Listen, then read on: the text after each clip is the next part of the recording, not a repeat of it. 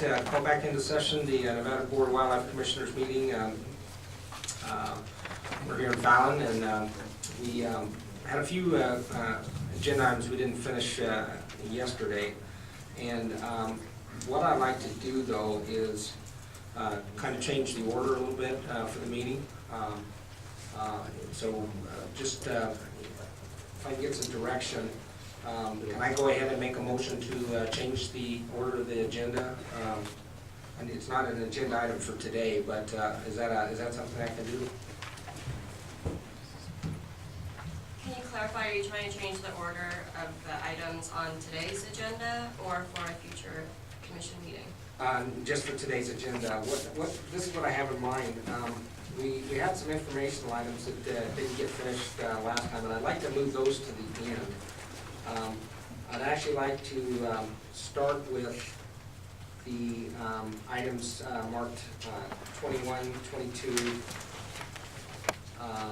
and then jump to 25 and 26, and then come back to 23, and then finish with the informational items. That would be fine, Mr. Chairman. Okay, do I need to do it by motion, or is it just okay to indicate that that's what we're doing? Either way is fine, but a motion's probably better. Okay. Then I'd like to make a motion to change the order, unless I get any objection. We'll let everybody have a say in this. What we'll do is we'll have the call to order, then members' items, then county advisory boards. Now, are we going to be putting in a public comment period in the beginning part of the meeting like we did yesterday? Okay, so we'll put a public comment in, and then we'll go directly to Commission Regulation 0707, then Commission Regulation 11, then to the biennial upland game release plan, and then to the biennial big game release plan, back to sage grouse hunting, and then finish off with these informational items. Okay, anybody on the commission have any comments with regard to those changes? Okay, seeing none, anybody from the public want to speak on the suggested changes? Chris? Should I come up? Or? Yeah, no, that's fine, go ahead. Green button there. Yeah, Chris Nicolai, representing Fish and Wildlife Service. I do have a talk presented for the wood duck restriction, so figured if you guys wanted to hear that before the hunting regulation, even though we already funded it, you know, it's up to you guys. Just figured. Yeah, Okay, you want to put that in right before the duck? Sure, that would probably be appropriate. Okay, so that would be between Before number 11. 15H. so move 15H, so my motion would be amended to move 15H between 21 and 22.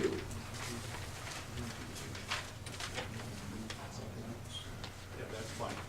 Just figured you guys would want that just for some Okay. information. So I've made that amendment, I'll restate my motion by basically putting that in. Yeah, it's acceptable. Okay. Mr. Chairman, Yes, Commissioner Trump. if we're going to go ahead and do the wood duck early on H, and we also go ahead and do 15I, which is wolf listing status, that's going to take some time. My concern is that it's Saturday, and some of the commissioners have to catch a flight this afternoon.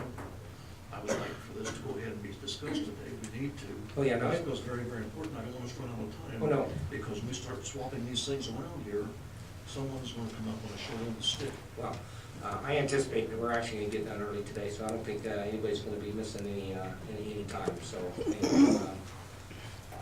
thank you. okay. So any further discussion then? Okay, so with that, I'll go ahead and call for a vote. All in favor, aye, raise your hand. Aye. Aye. And all opposed? Okay, 8-0 on that vote. That's been approved. Yeah. Okay. Why don't we start with the Pledge of Allegiance? pledge allegiance to the flag of the United States of America and to the republic for which it stands, one nation, under God, indivisible, with liberty and justice for all.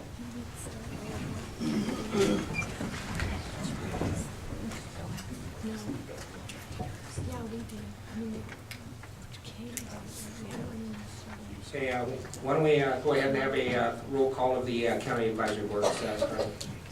Elko County, Ben Wellington. Clark County, Paul Dixon. Darrell Harwell, Washoe County. Gilliana, Carson, Tom Casanelli, Humboldt County. Rex Flowers, Washoe County. Walter Mandeville, Lyon County. Bill Meyer, Lyon County. Troy Smith, Churchill County. Billy Williams, Mineral County. Joe Cram, Pershing County.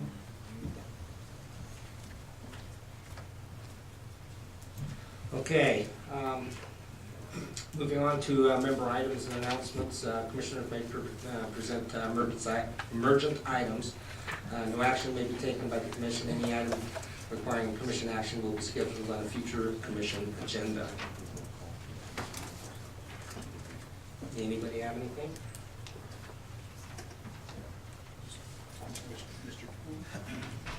Commissioner McNinch, go ahead. Thank you, Mr. Chairman. I think that this might be the best place to handle this. Dr. Moldy asked me to read a couple letters, and this might be the appropriate place for one of them. Into the record real quick, it's fairly short. Dear Commissioners, this letter is to indicate my support for termination of the hunting of sage grouse in Nevada. It is not necessary to kill the bird in order to help it survive and flourish. The public sees continued concern about the welfare of the sage grouse across the West, with the possibility of listing under the Endangered Species Act. At the same time, the bird is killed by the thousands each year during a hunting season. While wildlife biologists may offer sensible explanations for this situation, it still smells of gross hypocrisy to the general public and is one of those situations which gives sportsmen a bad name. I believe sage grouse hunting should be eliminated in Nevada. The public should be advised that sportsmen have made this contribution to the welfare of the species and are proud to have done so. Sincerely, Don Moldy. I probably would read that. Okay, thank you. Commissioner Shawn? Mr. Chairman, I have some correspondence I received. I have one from a gentleman in Citrus Heights, California. His name is Marv, looks like Ulrich.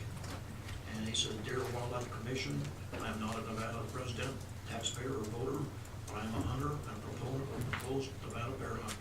I want the bear hunt to continue because, one, as a hunter, I can attest to the fact there are sufficient bears to hunt. In defense of animals, claim that the bear population is decreasing is contrary to my own experience as a hunter.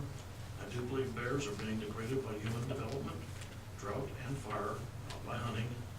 Bear hunting in the Lake Tahoe Basin does not pose an enormous public safety risk to outdoor recreationists who hike, camp, and bicycle. I will continue visiting Lake Tahoe and spend my tourist dollars there because it is a safe place for me and my family in the outdoor areas, even if there are bear hunts in progress. Therefore, this bear hunt will not have an adverse impact on tourism and small businesses in the Lake Tahoe Basin. This, in turn, will not adversely impact property values in the Lake Tahoe Basin. Please continue the bear hunt. I respectfully request this email be sent to each of the wildlife commissioners and entered in the record. I would appreciate a response. Thank you sincerely, Marvin, Citrus Heights. This one is from a seminar Hanson concerning the bobcat hunt, and said, Dear Commissioners, I reviewed the bobcat harvest data carefully, and I would like to make a request for a slight variation of the season dates and recommended. You will note that the harvest in Region 2 was low. This was partially due to weather and season timing. Usually traffic can get around okay until the snow piles up a bit too much by, say, December 15th or so. If the season opener is moved back 1 week to November 12th instead of the 19th, and in the season is shortened by 1 week to February 21st, you'll have more than equal harvest with more cats taken in the higher elevation areas of northeastern Nevada and still the same length of season the biologists recommended. The $4 a gallon gas in a very shaky world economy, the fur market is a somewhat dangerous gamble. I would expect a harvest of 3,000 to 3,500, which is safely within reasonable parameters. Would you please make this recommendation? Thank you, R. Hanson. And then last, I have a gentleman who was trying to figure out how to get a reward for a gentleman who was caught, who had killed a swan up in the Ruby area. And he was in duck hunting, and a guy had shot a swan and was caught later, and he said that his has detailed statements on it. He mailed his statement to the Down Eastern Regional Office in Elko and hadn't heard anything yet, and he just wanted to know what procedure he would have to go to see that the other gentleman was rewarded for the reporting the guy who shot the swan and made it responsible for being arrested. So.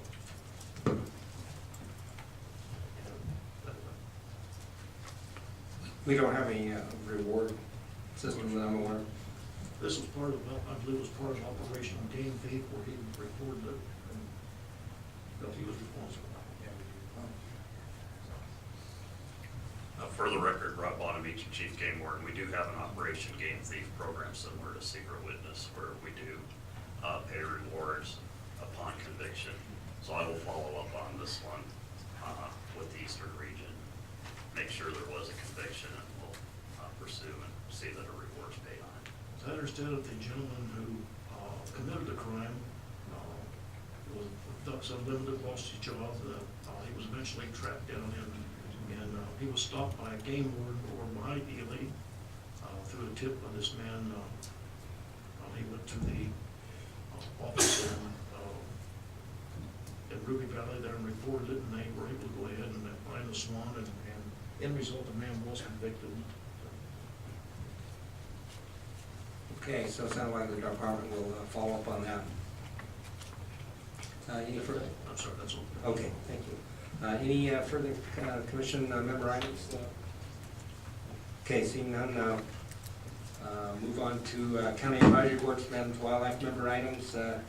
CABs may present emergent items. No action may be taken by the commission. Any item requiring commission action will be scheduled on future commission agenda. Mr. Harlow? Good morning, Commissioners. Mr. Macbeth, since you're going to be the chair and do these subcommittees, can I make a suggestion that the Wildlife Damage Management Committee actually be called the Predator Management Committee? Because it seems like all of our sport material is on predator management, not on wildlife damage. Okay, Thank you. We'll consider that, yes. Mr. Wellington?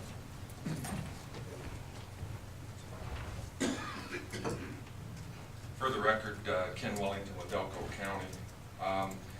We have just a couple things I wanted to bring up. Sorry Mr. Vogler's not here today. I wanted to address his issues with the transplant in the Go Shoot area, where he said that permittees were not contacted. That was false. It's actually the permittee that came forward and asked the department to do that transplant. Maybe when you get to the big game release plan, they can address that. Mr. Cox can address that. With committees, I would like to see some of the committees, or one of them, the Tag Allocation Committee, recreated. I'd like to see some of the county boards now have the opportunity to participate in some of those boards. And lastly, I just wanted to let you know that the Nevada Outfitters and Guides came to our board meeting regarding a new program they're doing called Wounded Warrior, where they are taking military personnel that have been injured at war, and they are providing a tag. It's actually been donated this year by Wine Cup Gamble when they're in City Bell tags. They'd like to keep this program going, and so they're going to be coming and doing a presentation in the future for you. Okay. Thank you. Thank you. I watch that Wounded Warrior on the Outdoor Channel. Imagine a lot of you do too, and that's a pretty cool deal. Get these guys. Some of them have been through some pretty rough times, and over in Afghanistan and Iraq and whatnot. So it's a pretty special program. Mr. Dixon, Dr. Dixon. For the record, Paul Dixon, Clark County. I have asked in the past with commission meetings, and I'd like to restate for the new makeup of the commission, the request that I've had is that under NRS statute, it says that a draft agenda is supposed to be prepared at least viewable 30 days in advance of a meeting. And then it says 2 weeks prior to the meeting, all the information related to that agenda should be posted. It doesn't say that changes can't be made to that agenda further in. But I believe from a county advisory board perspective, if we had the ability to have our meetings, rather than the week of your commission meeting, the week out in advance, you guys would have more time to actually understand, attend our meetings, and look at what else is going on. It would allow some of the commissioners who attend more than one county advisory board to do that.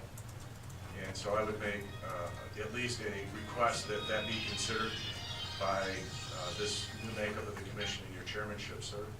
Second thing that I would like to ask is that I think it's very important that the commissioners from their areas attend their county advisory boards when possible. I know it's not always possible, like you couldn't make it this past week. I mean, there are things that come up, and especially if a commissioner has an agenda item that he would like to discuss, having that public input and county advisory board discussion prior to the commission meeting, I think would help sometimes narrow and focus that discussion that's going to occur at the commission meeting rather than having it for the first time here, sir. Thank you. Okay, thank you. Any additional CAB member items? Okay, seeing none, let's move on to, so I guess, public comment. Yes, sir. Sure. Public comment, yeah. Okay. Mr. Harlow. Darrell Hartwell with Nevada Waterfowl Association. Dear Commissioners, I just want to let you know that we had the court ruling denied on our water transfer right. We went ahead and paid the fee for our attorney to proceed. And I think the biggest holdup is this was a transfer water right for wildlife management, not for domestic animals. So, but we are going to proceed to try to get the water right transferred at $3.99 instead of at the $1.51. Thanks. Thank you. Any additional members of the public or any CABs that want to have personal items or anything like that? Okay, seeing none. On the matter of the, hit wrong button. On the matter of commissioner attending CAB meetings, some of us leave a day or two early to go to the commission meetings, and if a CAB meeting is scheduled a couple nights before, usually, I know I'm busy just trying to get everything off the internet and make notes and everything, and this time, the Lincoln County CAB meeting was just 2 or 3 days before the commission meeting. Clark was just a couple days before, and it's difficult to go ahead and prepare for these meetings and get on the road too and go ahead and do the CAB meetings, which sometimes is why we don't make all the meetings that we'd like to. So if the CABs could go ahead and say do the meeting maybe a week, if that's possible, prior to the commission meeting, that would help the commission. Thank you. Thank you, Commissioner Schrum. I am going to do my best to try to incorporate committee meetings on the day of the commission meeting to avoid the multiple day issue. You know, obviously we may have some challenges there on some of our meetings, but we'll do the best to avoid that situation. And obviously, you know, the intent is it's probably a good thing to try to make as many of the CAB meetings as you can. I think this was the first one I missed, and it had to be a pretty high priority, and it was my grandson's birthday party. And so anyway, okay, good.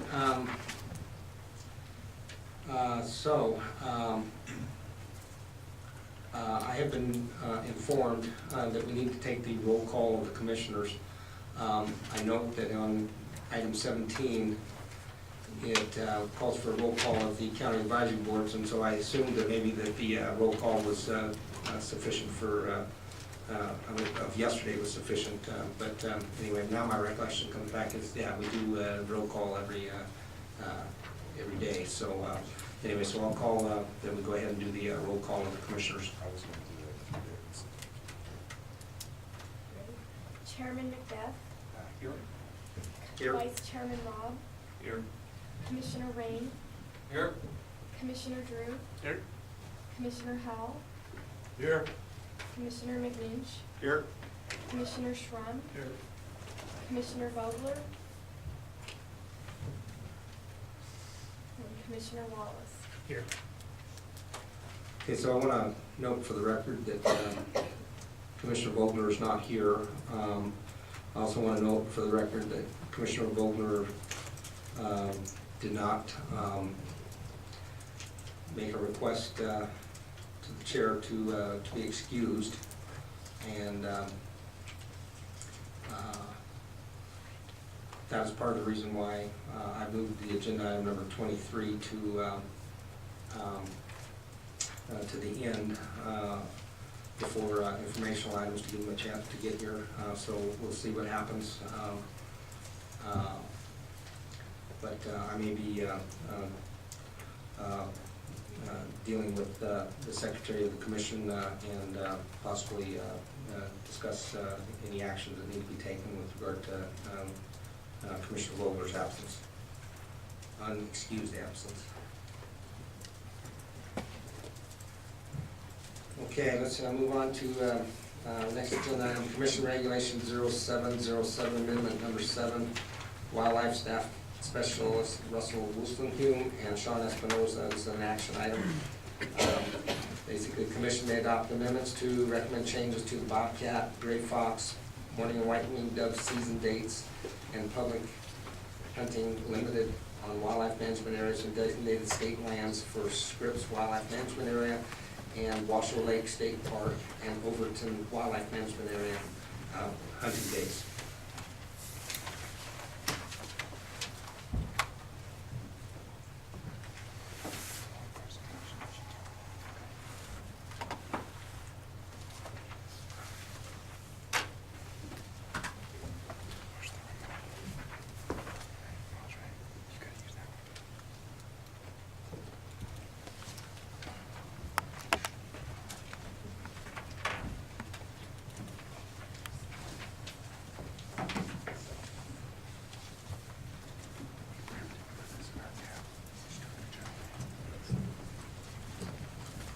Morning, Chairman Macbeth, members of the commission.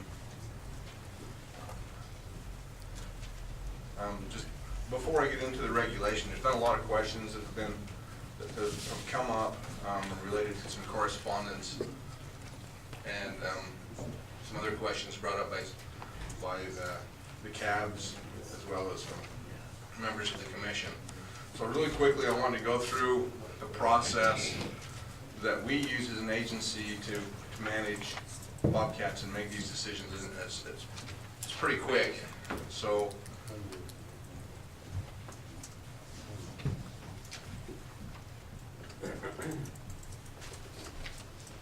not sure if this thing works. Back to there, Shawn. Can you start me again, please?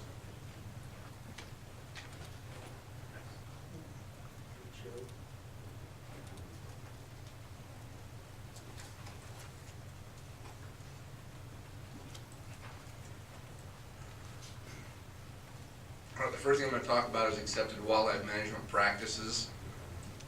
And I'll be looking at the production values for the bobcat for last year, male-female ratios, and harvest effort. So starting with the accepted wildlife management practices, the number one rule of wildlife management when it comes to using harvest statistics is that harvest alone can't be used as any measure of the population. The reason for that is there's no measure of effort of any kind. You're just looking at harvest alone, and there's no measure of what proportion of the population is being harvested or occupied territory. So both of these variables have to be constant from year to year threw out all of your data in order to even consider using that data, because they're not constant. One year's effort doesn't match the next year's and so forth. Using just harvest alone is not an accepted value to make determinations on what a population's doing. So, what are biologically accepted practices? Complete counts would be fantastic if we could actually do them. That would be counting every individual in the entire population. Obviously for wildlife, that's not possible at all. So that leaves us with population reconstruction. A real common way we do that with our big game is with census data typically. With an animal like a bobcat, where they're solitary, they're nocturnal most of the time, pretty tough to do a census on bobcats. So then we can use removal data. Removal data is fantastic to use because your sportsmen do it. They harvest the animals, they bring that information back to you, and we use that information to reconstruct the population or to make determinations on what the population's doing, and that's how we handle our bobcats in Nevada. The management of nearly all harvested wildlife species uses some form of harvest data in the management of the species. For our big game, we use point classes. For bobcat, almost all of our data comes from the harvest, and I'm sure that most of you got in the package. There's a table that looks like this. I think that was in your. Was that in there? For item number 21? Yeah. I don't believe so. Okay. Well, I'll cover the data. I know that some of you haven't, some of you may not, and I apologize for that. So, looking at last year's production, this is how many young per 100 adult females. So the total for the state was 75 young of the year for 100 adults. Now, if you think about our big game data, we talked about that a lot, and that's why I put it in this format so that it's easier to understand. And the data that I deal with is in percentages, and it can be confusing. So think of our deer herds, for example. Right? If you can imagine if I was just coming to you and telling you that they got 75 fawns per 100, we'd all probably be pretty excited about that. So these are pretty good production values. Comparing them with long-term averages, I've got there two averages, 10-year average, and then the average since we started collecting data 31 years ago in 1980. So all of these values are above both of the long-term averages except for the southern region, which is slightly below, and the Mojave portion of the state. I break it down by the regions as well as the ecoregions, which are the basin and the Mojave. So the southern region includes the Mojave region, just that's the overlap there. So, but the southern part of the state is below the long-term averages on the production. But this is a really important factor to consider because just like any wildlife, if you don't have production on the ground, the population isn't growing. When you got production as high as this is, this shows that the population's got a fair amount of growth in it right now. Russell, can I interrupt you for about 2 seconds? Please. Are these animals that are being recruited into that are recruited into the population, or are these the young in the den? Or well, this data, when we do our big game surveys, we do two. We do one in the fall, which tries to capture how many animals were born, and then we do one in the spring, which is how many animals survived the winter. Bobcat trapping covers that entire gamut. So it's pretty much what's recruited for the most part. I mean, by the time there's been since the season ended, there's been another few months, and every month animals die on the ground. So, but this is pretty accurate because it captures that entire gamut of time that, with the two surveys with big game, this is a survey that's 4 months long.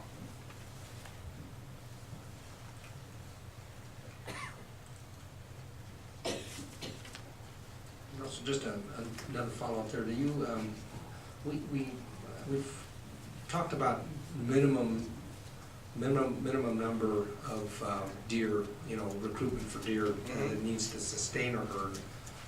And so is there a similar number that you feel is necessary to at least, be sustaining the population, and above that number, its growth?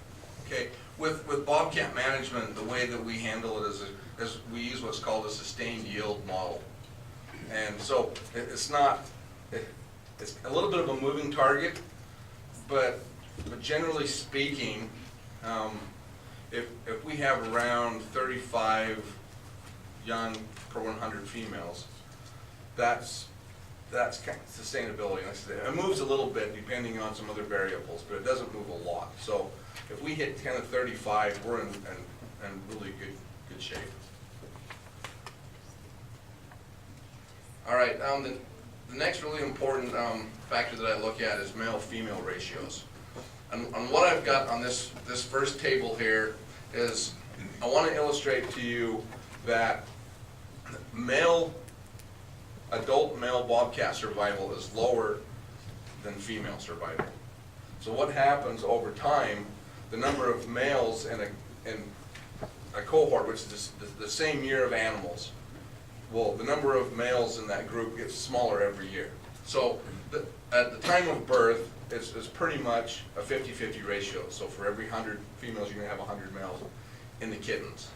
By the time they reach a year old, now both males and females are reducing in number due to natural mortality, but the males are dropping faster. So for every 100 females, there's 90 males.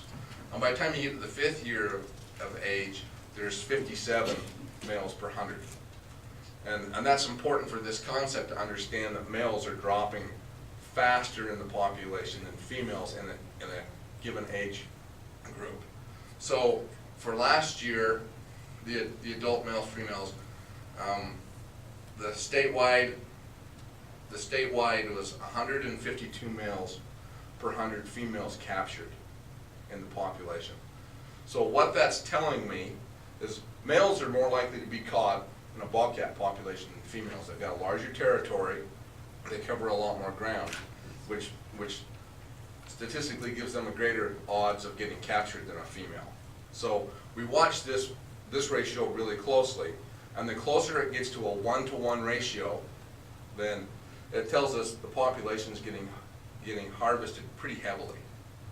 So when I get up to 152, when you realize that there's actually fewer males in the population than females, it tells us that the population is doing really, really well, and at this point may actually be pushing maximum density. I mean, it's not there yet, but it's pushing that. Our population, by these numbers, it tells me things are going really well.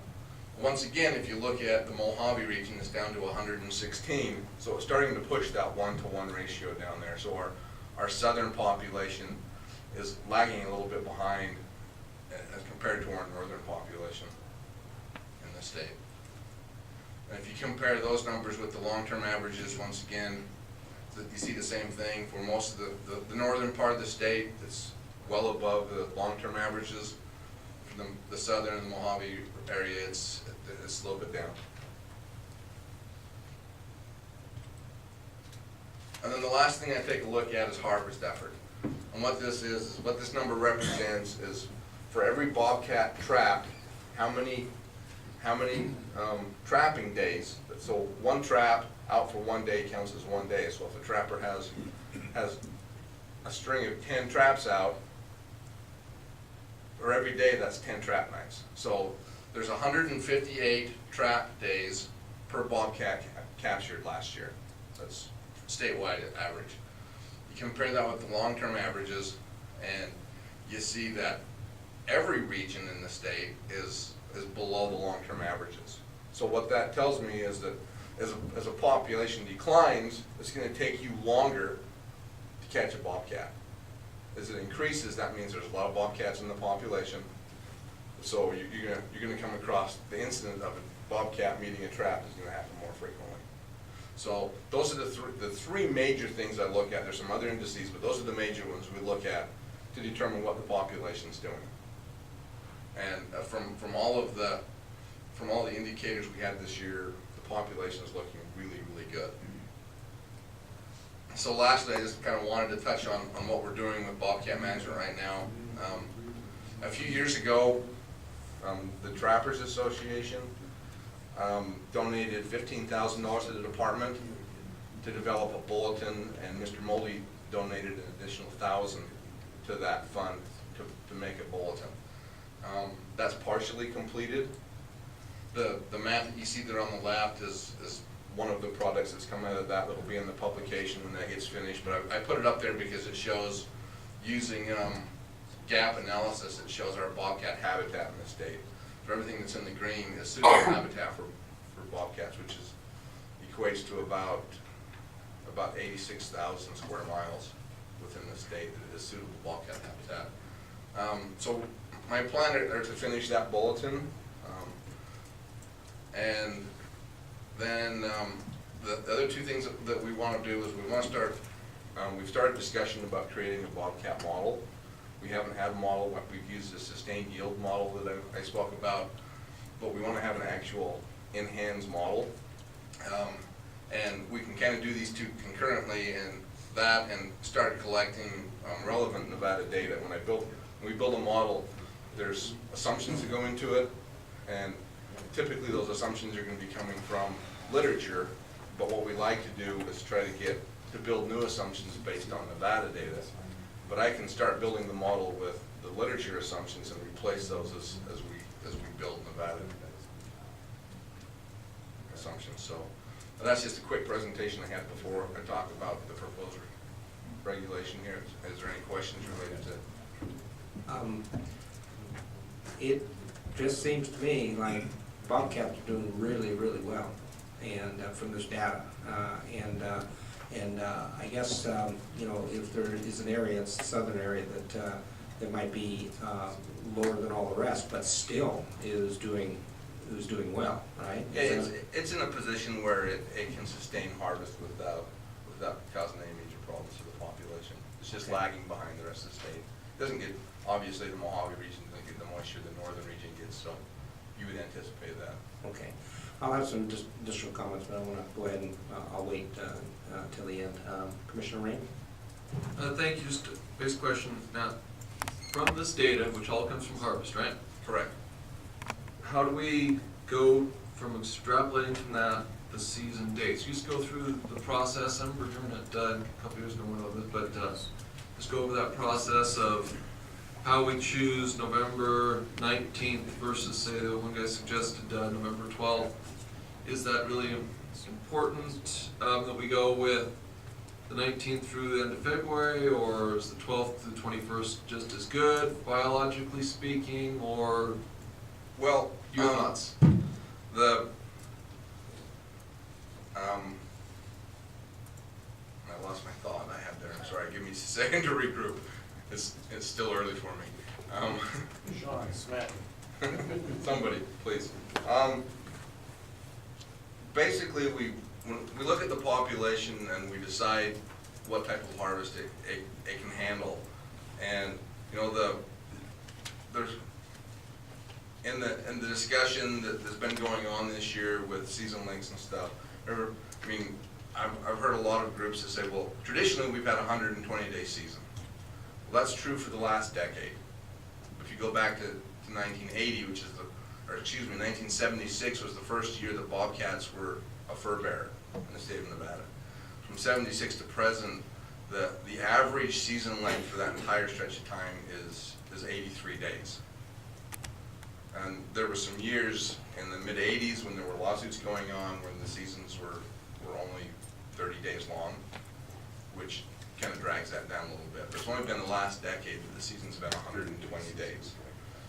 When we came up with our recommendations this year,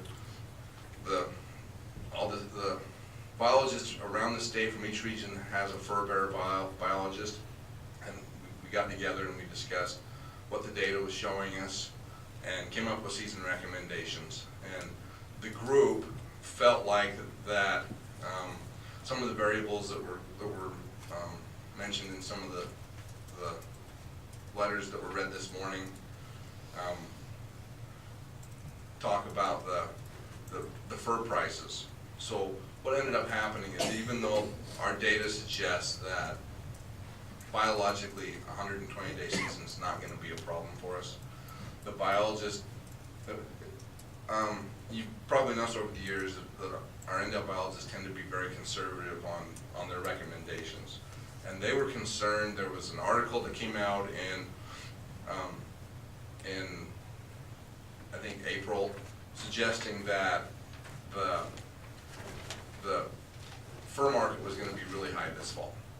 And so trying to figure out a place where we can control our population in the event the fur prices are really high, because trapping is tied directly to prices. The higher the price, the higher the trappers. Early 2000s for bobcat prices, which is the main money maker in the pelt industry, when those prices dropped down to about $80 was the average, we had about 200 trappers in the state trapping bobcats.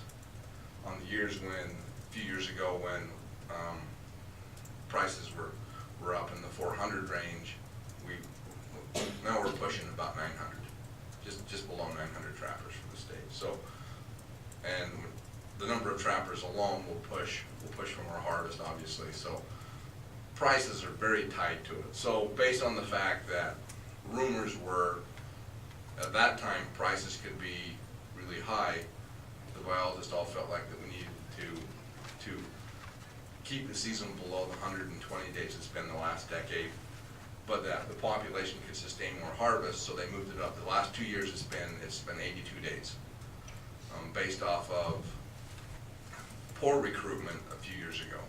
We had a couple of years of poor recruitment. We reduced the season for a couple of years, and now with the population, the production coming back up, we wanted to expand it. So kind of the compromise that the biologists came up with in their minds was this 103-day season that the departments proposed. Does that answer your question? Yeah, I guess it does, and so that's where we came with that. And then I just kind of follow up on that. Is it so? It's true that generally, and maybe Mr. Blakes or somebody might be able to follow up on that later on, is that the anticipated number of trappers comes from anticipated fur price, or is it more a function of what it was last year and then they're getting? It kind of turned out. What I'm telling you is that my biologists, when they came up with this recommendation, rather than staying strictly with the biology, which I was encouraging them to do, they felt like that there's a social component to this, the price issue, that they wanted to regulate for. And I allowed them to do that, whether or not that was the best decision on my part, but I was outnumbered. But nonetheless, they came out with this 103-day recommendation. So biologically, I feel like that the population can withstand a 120-day season.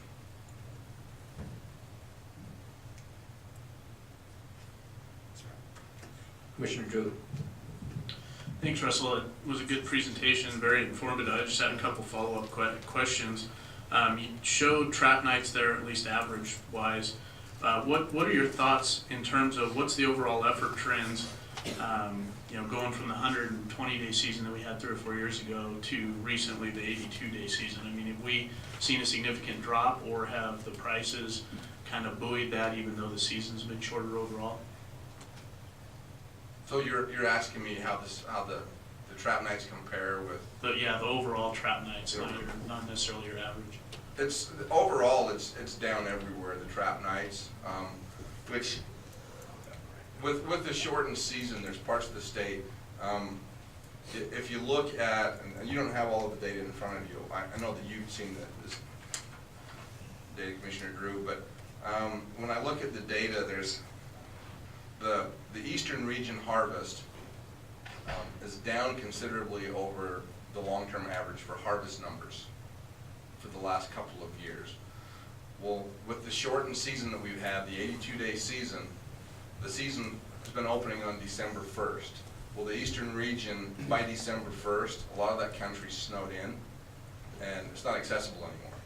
nobody can get out. So I believe that the reduced harvest there is a result of the weather conditions because of the shortened season. So that being said, those guys are having a hard time getting out in places, and they're probably not trapping the best trapping spots. So the fact that the harvest, the trap nights went down still in that region where they can't get out and trap the best locations is another indicator the population is doing well, but it's below what it has been the last couple of years, even in that region where they couldn't get out and trap the places they'd like to. And then my second question was in terms of the gray fox. I know we're trying to get the seasons back to being concurrent for a lot of reasons. Any concern with gray fox, or they traditionally kind of mirror the trends on the bobcat side? They had traditionally have always mirrored, the last 2 years as the exclusion of this rule, but normally they always mirror the bobcat season. The reason being is there's a lot of trappers that are indiscriminate on how their sets, their trapping sets go up, and if they're catching one, they're going to catch the other. So we like to have them concurrent for a law enforcement reason, that if the gray fox season's open, guys are going to catch bobcats, and then what do you do at that point in time? If the season's not open for bobcat, and that's why we mirror those. But the gray fox population, we have no concerns there, so our harvest hasn't been particularly high on that species. So. Okay, I do have one more question. Just came to me. What is the impact? I looked at this map and I realized, oh wow, there's a ton of wilderness areas that we now have, and so it seems to me that we have a lot of habitat that maybe doesn't get trapped at all, and we have these reservoirs of areas that are basically probably full of bobcats and are probably getting touched. That's an accurate assessment. We've got 10% of the state, not counting the wilderness areas, but 10% of the state is closed to any type of hunting, trapping in the state. As you know, the test range, the entirety of management area 28, which is the desert range, is closed to trapping. The Sheldon's closed. There's bombing ranges throughout the state that are closed. So roughly just over 10% of the entire state is closed to any type of trapping activity. On top of that, you've got areas, just talking about the snow conditions in the eastern region, but they happen throughout the state.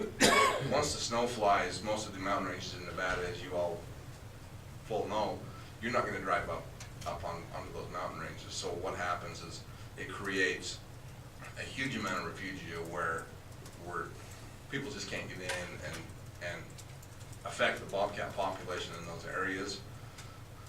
What you see is an example I like to give to people is if a trapper they got to check their traps every 4 days, and so wintertime you don't have that many hours of daylight, and I know a lot of them that work in the dark, but if you figure a guy has a 10-hour day that he can go out and check his traps, if he walks a half an hour away from the road and sets a trap or a group of traps in a wash and walks back to his car and then drives to the next spot, and if he walks a half an hour off every time, that means he can go up 10 washes or drainages and set traps, which isn't very much. Most guys want to get more sets out than that, so they're not even walking half an hour off the road. They're walking, maybe 10, 15 minutes off the road. I mean, there's guys that are crazy and they'll snap on snowshoes and they'll go anywhere. But most of our trappers aren't going that far off the road. And so when you look at that, that means that realistically no one really is trapping all of those mountain ranges, and so there's a huge amount of refugia, or untrapped areas within that available habitat. Thank you. Go ahead and proceed. I think you have more. Okay, you've got our recommendations before you. We had recommended November 19th to the last day of February on both